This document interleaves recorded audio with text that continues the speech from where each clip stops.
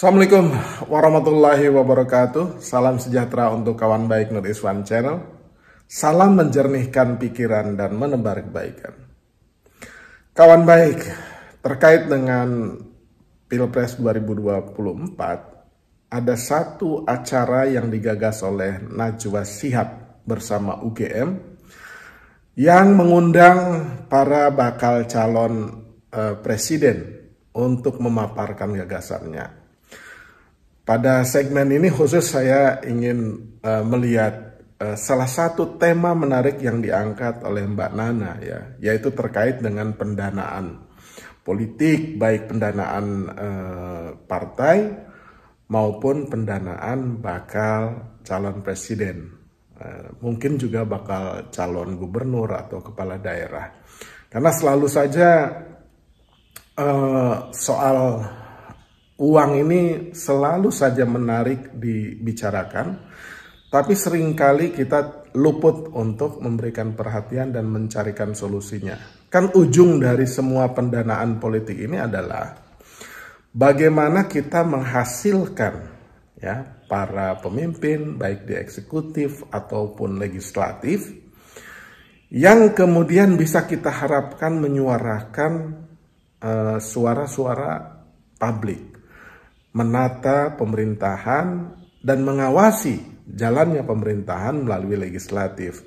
Apabila eksekutifnya, para pemimpinnya dari mulai presiden sampai bupati, kemudian para anggota legislatifnya dari pusat sampai ke kabupaten kota, itu melaksanakan fungsi dengan baik, maka tata kelola pemerintahan, pembangunan, baik di tingkat nasional maupun di daerah itu bisa kita harapkan menjadi jauh semakin baik. Tapi ketika memilih anggota legislatif maupun pemimpin eksekutif, termasuk di dalamnya presiden, nah kita seringkali merasa bahwa atau rakyat melihatnya bahwa kadang-kadang para kelompok pemilik modal itu bisa mempengaruhi bahkan mendikte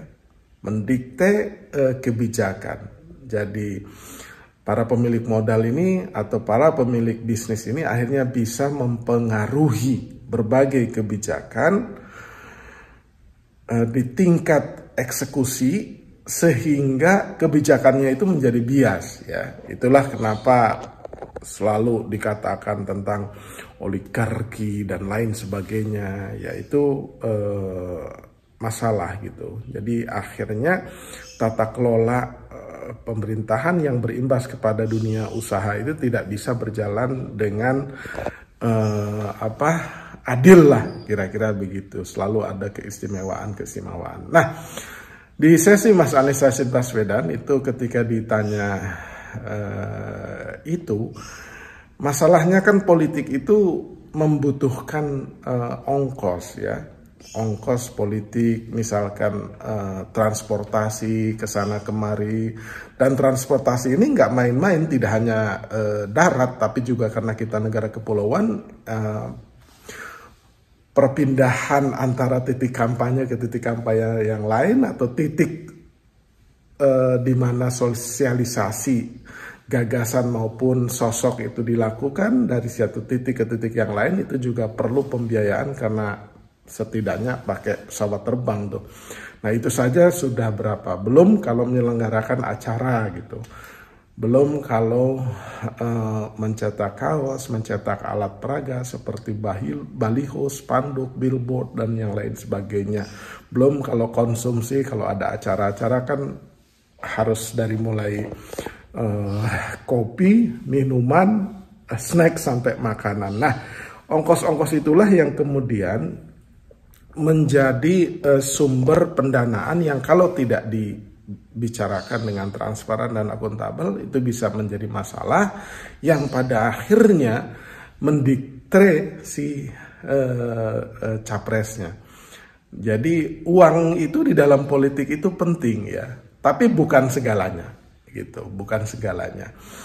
Karena kalau misalkan memilih sosok berdasarkan pemilik modal, maka orang seperti Sandiaga Uno atau Erick Thohir atau Abu Rizal Bakri malah atau Yusuf Kala misalkan itu akan dengan mudah mengalahkan ya calon-calon yang lain, baik capres yang lain maupun cawapres yang lain gitu.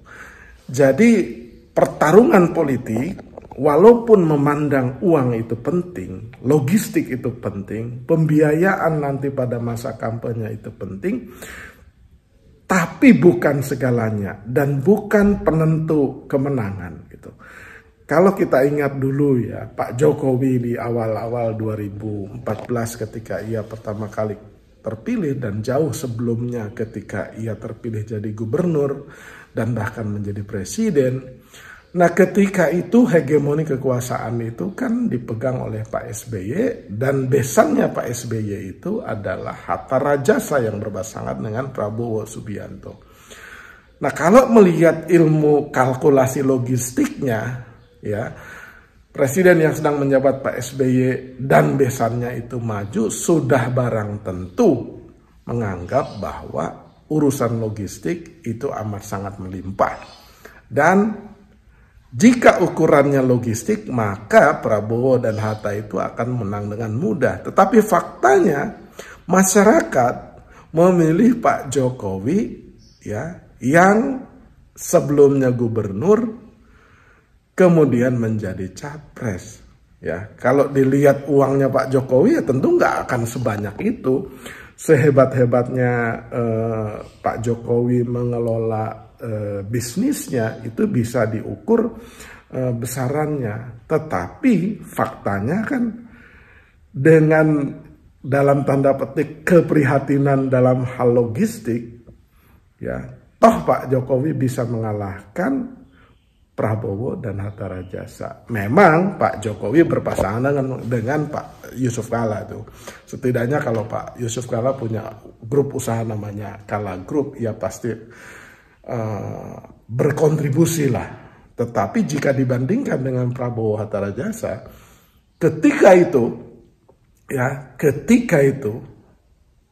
itu rasa-rasanya kalau parameternya ongkos logistik, maka Prabowo dan Hatta itu bisa menang dengan mudah. Nah Mas Anies juga itu sepertinya mengikuti jejaknya Pak Jokowi, ya kan? Tidak ada angin, tidak ada hujan, tidak ada mimpi, tiba-tiba disodorkan menjadi kandidat gubernur tuh, ya. Jadi sama seperti Pak Jokowi lagi asik-asik mengelola Solo, disodorkan untuk bertarung ke DKI Jakarta menjadi gubernur. Sama-sama tidak punya uangnya tuh, sama-sama kere secara politik itu artinya kere logistiknya.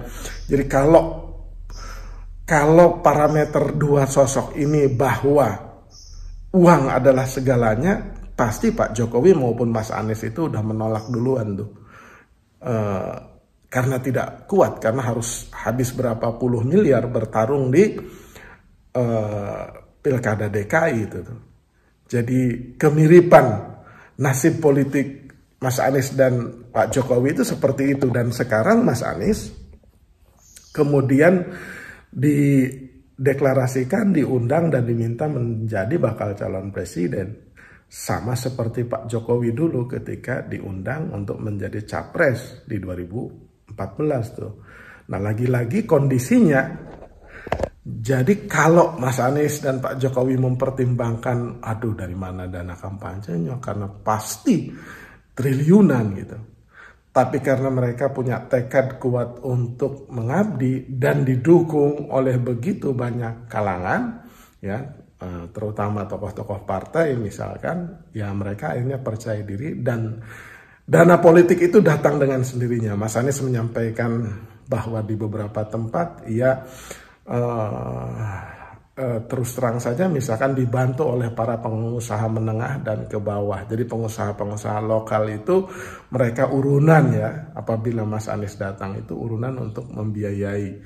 Ya mungkin juga ada kontribusi dari pengusaha, tapi Mas Anies menyebutnya itu pengusaha menengah ke bawah tuh, karena pengusaha yang atas itu punya perasaan khawatir dan takut dikerjain, ya, dikerjain oleh siapa, ya kan, dikerjain dalam banyak hal gitu. Makanya pengusaha-pengusaha besar itu tidak mau serta-merta di Indonesia ini, ya, tidak mau serta-merta itu mengendorse, ya, mengendorse salah satu kandidat. Kalau di Amerika, para pengusaha, para CEO itu biasa mereka mengendorse kandidat presiden yang dia pilih. Makanya kalau di websitenya para bakal calon presiden di Amerika itu selalu ada muncul endorsement dari mulai tokoh lokal, tokoh buruh, tokoh pendidikan, tokoh bisnis. Itu biasa mereka mendeklar, dan itu hal yang biasa aja. Jadi lawan politiknya juga menganggap itu hal yang biasa saja dan tidak kemudian berpengaruh kalau dia berpihak ke kita, akses bisnisnya ditutup, akses perizinannya dicari-cari lah kesalahannya. Nah itu yang dimaksudkan oleh Mas Anies.